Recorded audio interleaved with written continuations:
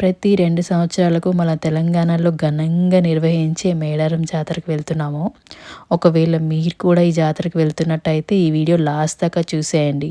కుంభమేళా తర్వాత అత్యంత ఘనంగా జరిగే ఈ మేడారం జాతరకి కొన్ని కోట్లల్లో జనం వస్తారు.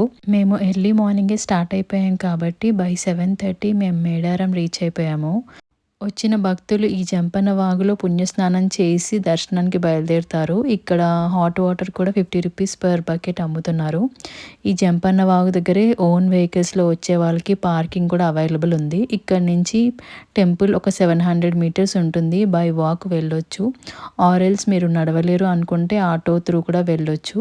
మనకి ఇక్కడ అమ్మవారికి సమర్పించే బంగారం అదే బెల్లము కూడా అమ్ముతారండి. ఇది తులాభారము. కొంతమంది ఎంత వెయిట్ ఉంటే అంత అంత బెల్లాన్ని అమ్మవారికి సమర్పిస్తూ ఉంటారు కదా, అదనమాట.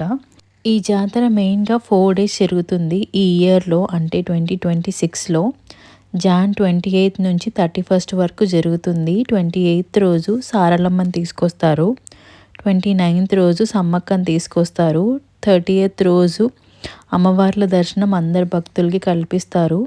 31st రోజు దేవతలను మళ్ళీ వనానికి పంపిస్తారు. ఈ 4 రోజులు మాత్రం చాలా ఘనంగా జరుగుతుంది.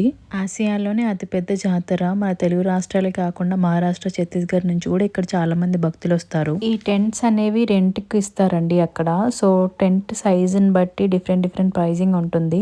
ఒకటి 200, 500 అలాగా.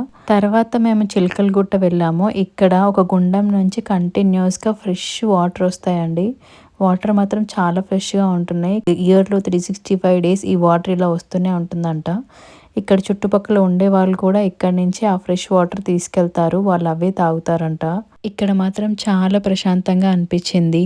నా వీడియో నచ్చితే లైక్ చేయండి. అండ్ మరెన్నో ఇలాంటి ఇన్ఫర్మేటివ్ వీడియోస్ కోసం నా అకౌంట్ని ఫాలో చేయండి. See you in the next video. Bye.